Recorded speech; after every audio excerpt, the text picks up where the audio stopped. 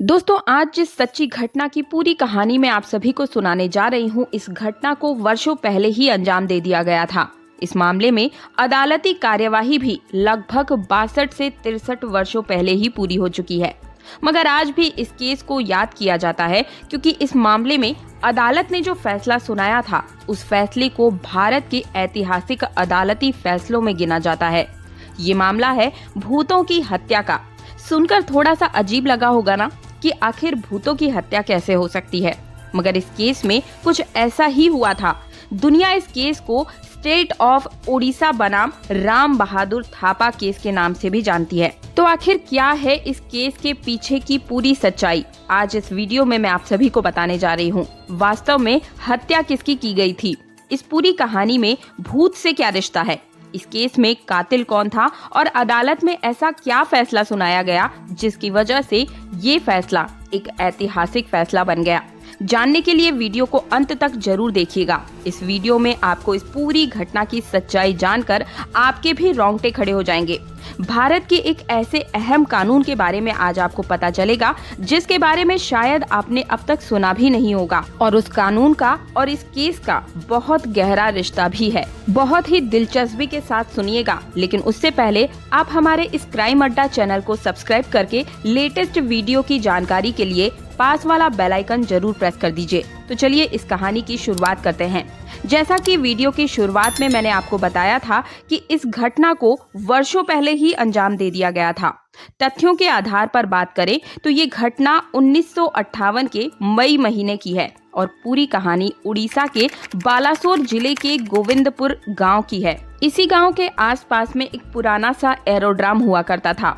आसान भाषा में एरोड्राम को समझे तो ये एक छोटा सा हवाई अड्डा कहलाता है। किसी जमाने में डिफेंस डिपार्टमेंट द्वारा हवाई अड्डे का उपयोग बड़े पैमाने पर यहाँ किया जाता था, मगर एक समय के बाद इस हवाई अड्डे को बंद कर दिया जाता है। जब इस हवाई अड्डे को बंद करने का निर्णय लिया जाता है, तब भी यहाँ पर काफी बेशकीमती सामान पड़ा हुआ था। बंद करने के ऐलान के बावजूद उन सामानों को वहाँ से हटाया नहीं जाता है और इसी वजह से वो पूरा का पूरा सामान समय के साथ साथ कबाड़ बनता चला जाता है। उन्होंने स्क्रैप की कोई चोरी ना कर ले, इसलिए डिफेंस डिपार्टमेंट द्वारा वहां पर 2 चौकीदार भी तैनात कर दिए थे जो कि स्क्रैप की रक्षा करते थे। वहां ड्यूटी करने वाले चौकीदार का नाम दिवाकर और गोविंद था। 1958 के आसपास डिफेंस डिपार्टमेंट द्वारा वहां मौजूद स्क्रैप को बचाने का फैसला लिया जाता है। इस बात की जानकारी कोलकाता के चटर्जी ब्रदर्स नाम की एक बड़ी कंपनी को पता चलता है, जिसे जगत बंधु चटर्जी चलाया करते थे। इसके बाद जगत बंधु चटर्जी उस हवाई अड्डे पर मौजूद स्क्रैप को खरीदने की नियत से 1958 के अप्रैल महीने में कोलकाता चलकर रस गोविंद गांव पहुंच जाते हैं। उनके साथ उनका घरेलू नौकर थापा भी आ जाता है, राम बहादुर थापा। ये नाम याद रखिएगा दोस्तों। राम बहादुर थापा नेपाल का रहने वाला है, मगर पिछले काफी साल से वो जगत बंधु के साथ घरेलू नौकर के तौर पर काम किया करता था। अब रस गोविंदपुर गांव पहुंचकर इन लोगों को पता चलता है कि इस स्क्रैप खरीदने की प्रक्रिया में काफी लंबा समय लग जाएगा, इसलिए इन्हें कुछ दिन यही गांव में ही रुकना पड़ सकता है। इसलिए ये दोनों इसी गांव के कृष्णचंद पात्रो नाम के एक व्यक्ति के घर पर बतौर किराएदार रुकने का फैसला करते हैं। कृष्णचंद्र पात्रो इस बंद पड़े हवाई अड्डे से कुछ दूरी पर ही अपना एक चाय का स्टॉल भी चलाया करता था। ये दोनों पात्रों के यहाँ पर आराम से बतौर किराएदार रहने लगते हैं और स्क्रैप खरीदने की प्रक्रिया में लग जाते हैं। जिस इलाके में बंद पड़ा हवाई अड्डा था, उस हवाई अड्डे के आसपास के गांव में बड़ी संख्या में संथाल और माझी जनजाति के लोग रहते थे। इस इलाके के एक गांव से दूसरे गांव को जोड़ने वाले ज्यादातर रास्ते उसी बंद पड़े हुए हवाई अड्डे से होकर ही गुजरते थे। दिन के समय तो यहाँ के रास्ते से आराम से लोग आया जाया करते थे, मगर रात के समय में ये पूरा इलाका वीरान हो जाया करता था। दरअसल पूरे इलाके में ऐसी चर्चा अहम थी कि बंद पड़े हवाई अड्डे पर रात के समय भूतों का कब्जा होता है। यही वजह थी कि रात के समय कोई भी व्यक्ति उस हवाई अड्डे से होकर नहीं गुजरता था।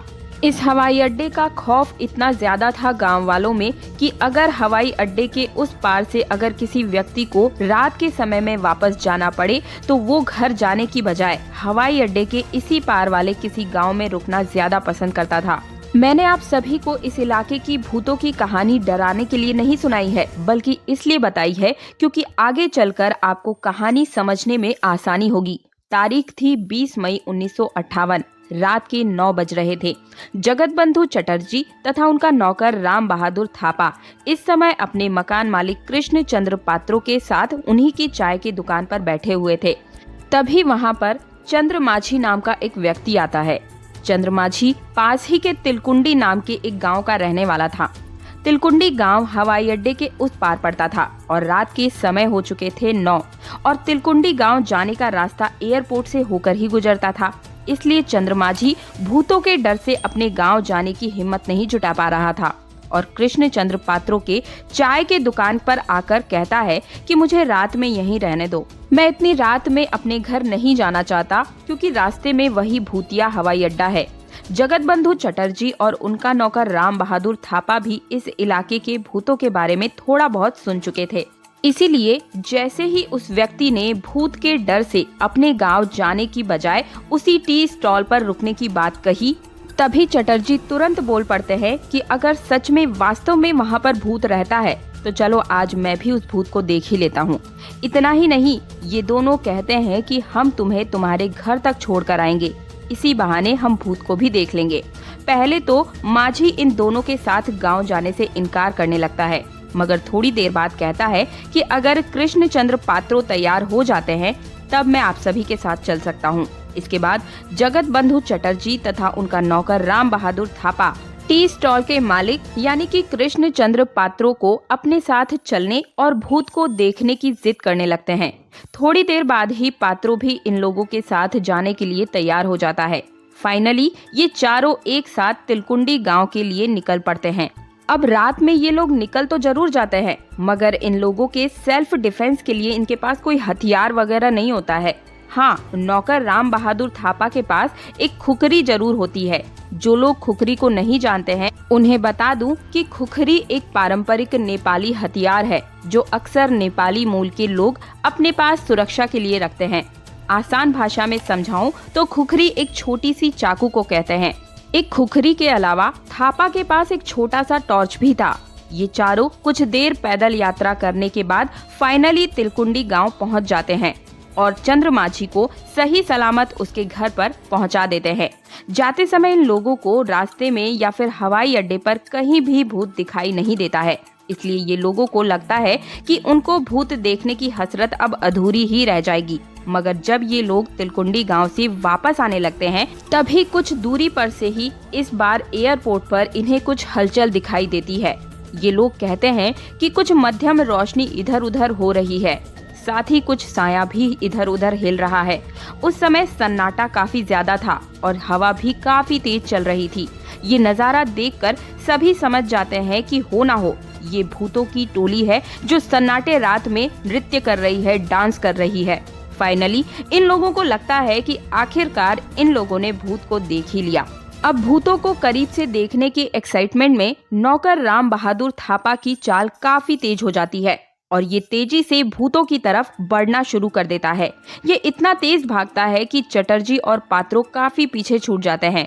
तेजी से भागते हुए राम बहादुर थापा उस रोशनी और साए तक पहुंचता है और अचानक से अपनी खुखरी निकालकर पागलों की तरह हवा में चलाना शुरू कर देता है। दरअसल थापा अपने चाकू से भूतों पर हमला कर रहा था।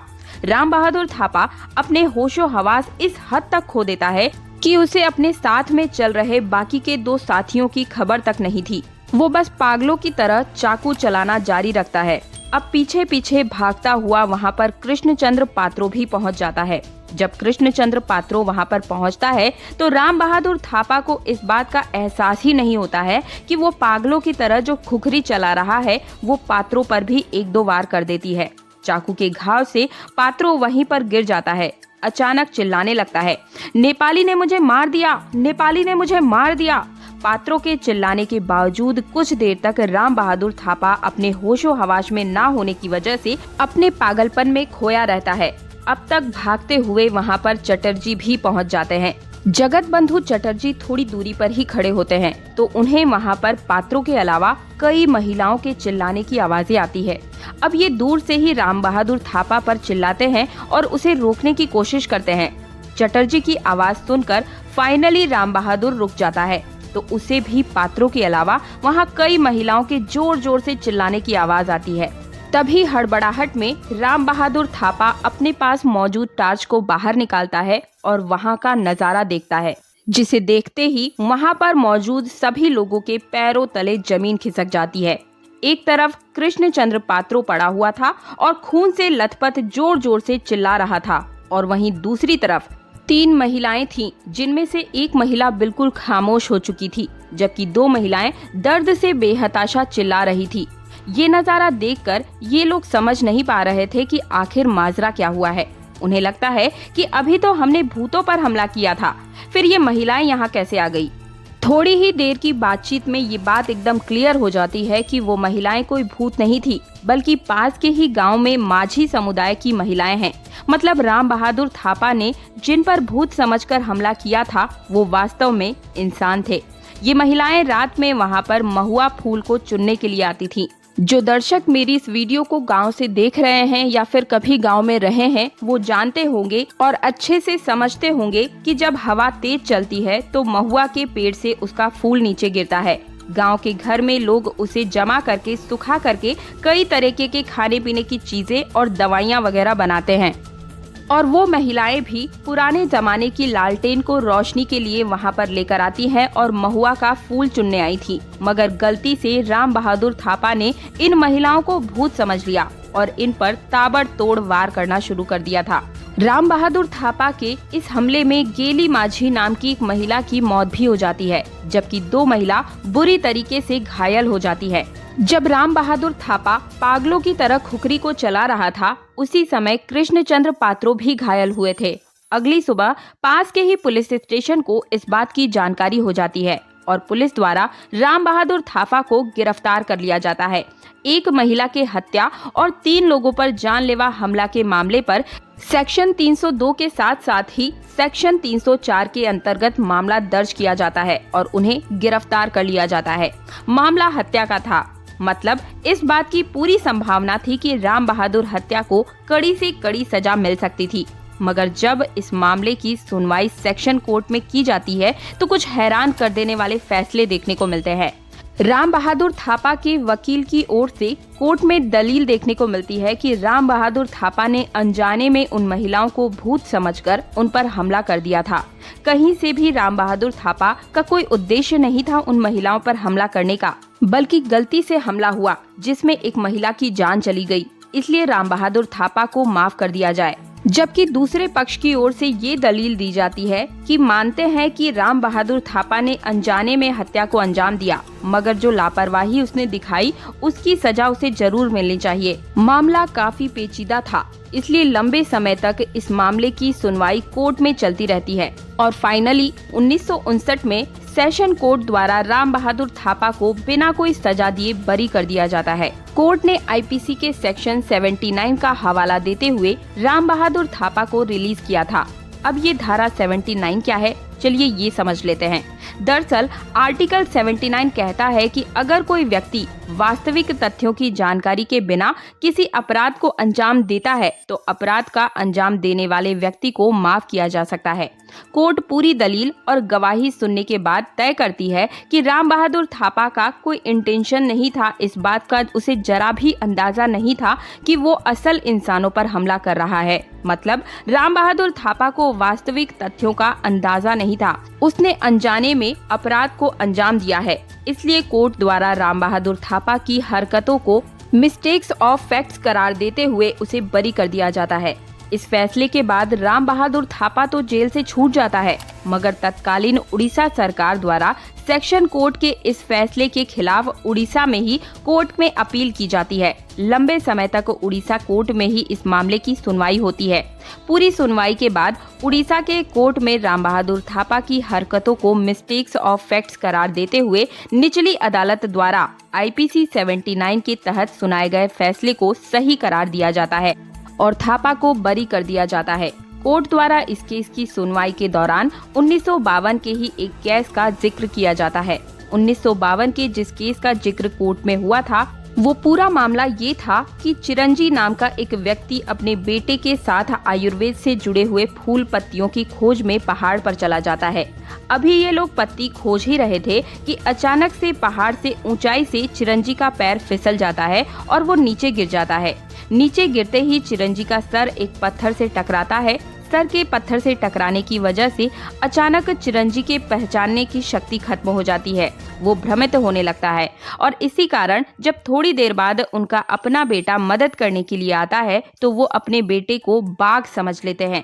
उन्हें लगता है कि बाघ इन पर हमला करने के लिए आया है, इसलिए वो बाघ से बचने के लिए पलटवार करते हैं। इसका नतीजा ये होता है कि उनका बेटा वहीं पर मर जाता है। ये मामला भी कोर्ट में जाता है। चिरंजी पर अपने ही बेटे की हत्या का मामला चलता है, मगर फाइनली ये साबित हो जाता है कि सर में चोट लगने की वजह से चिरंजी के सामने भ्रम की स्थिति पैदा हो गई थी और इसी कारण से वो अपने सगे बेटे को बाघ समझ लेते हैं। इसलिए जब बेटे ने मदद के लिए हाथ बढ़ाया तो चिरंजी को लगा कि वो बाघ उन पर हमला करने के लिए आ रहा है, इसलिए उन्होंने जवाबी में हमला करते हुए अपने ही बेटे को मौत के घाट उतार दिया। इस तरह कोर्ट ने चिरंजी को भी मिस्टेक ऑफ फैक्ट्स का बेनिफिट देते हुए बरी कर दिया था। कोर्ट की सुनवाई में एक और महत्वपूर्ण पहलू सामने आता है, जिसके बारे में जानना बेहद जरूरी है आप सभी के लिए।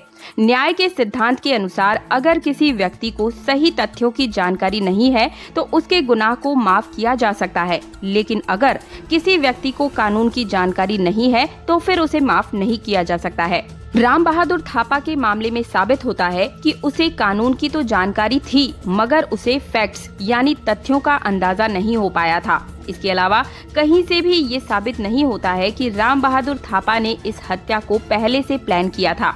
इसके अलावा राम बहादुर थापा की एक और छोटी सी हरकत भी उसी के फेवर में जाती है। अगर आपको याद हो तो थोड़ी देर पहले मैंने आप सभी को बताया था कि जब ये लोग चंद्र माझी को उसके गांव छोड़ने जा रहे थे तो थापा के पास खुकरी के अलावा एक टॉर्च भी थी। कोर्ट की सुनवाई के दौरान दोनों गवाह बयान देते हैं कि जैसे ही इन तीनों को लगता है कि वहां पर भूत है, थापा उस तरफ तेजी से बढ़ने लगता है, दौड़ने लगता है। यहाँ तक कि वो एक बार टॉर्च जलाकर उस ओर देखने की कोशिश भी नहीं करता है। इसी बयान पर गौर करते हुए कोर्ट द्वारा टिप्पणी दी जाती है कि जैसे ही राम बहादुर थापा ने भूत शब्द को सुना, उसके दिमाग में कोई दूसरी आशंका आई ही नहीं। अगर उसके मन में भूत के अलावा किसी और चीज के होने का थोड़ा सा भी गुमान होता तो वो टॉर्च को जलाकर जरूर एक बार देखता, मगर थापा द्वारा टॉर्च जलाकर उस ओर ना देखना इस बात की दलील है कि उसके दिमाग में उस समय सिर्फ और सिर्फ एक ही विचार चल रहा था कि सामने जो कुछ भी दिखाई दे रहा है वो एक भूत है। और इस तरह से सभी तथ्यों के आधार पर राम बहादुर थापा को कोर्ट से राहत मिलती है और ये हत्या करने के बावजूद उसे बिना किसी सजा के बरी कर दिया जाता है। अच्छा, एक सवाल आप सबके मन में जरूर आ रहा होगा कि जगत बंधु चटर्जी ने हवाई अड्डे पर मौजूद वो स्केप खरीदा या फिर नहीं। तो आपकी जानकारी के लिए मैं बता दूं कि पब्लिकली इस बारे में कोई भी जानकारी उपलब्ध नहीं है, क्योंकि इस अनचाहे हत्याकांड के बाद सभी लोग कानूनी लड़ाई में उलझ जाते हैं, तो इस ओर किसी का ध्यान ही नहीं जाता। दोस्तों, आपके अनुसार राम बहादुर थापा के मामले में सेशन कोर्ट द्वारा दी गई दलील या फिर फैसला किस हद तक सही या फिर गलत है, मुझे कमेंट के माध्यम से अपनी राय जरूर बताइएगा। मेरे लिए ये बहुत ही महत्वपूर्ण है। और अगर आपको इस मामले में फैसला सुनाने का अधिकार दिया जाता तो आप क्या फैसला लेते, ये भी मुझे कमेंट के माध्यम से जरूर बताइएगा। आपका हर एक कमेंट मेरे लिए बहुत महत्वपूर्ण है। अगर आपको हमारी कहानी पसंद आई हो तो वीडियो को लाइक करके चैनल को सब्सक्राइब और पास वाला बेल आइकन जरूर प्रेस कर दीजिएगा, क्योंकि सतर्कता हर पल जरूरी है। मिलती हूँ एक नई सच्ची घटना के साथ, तब तक स्वस्थ रहिए, सुरक्षित रहिए। जय हिंद, जय भारत।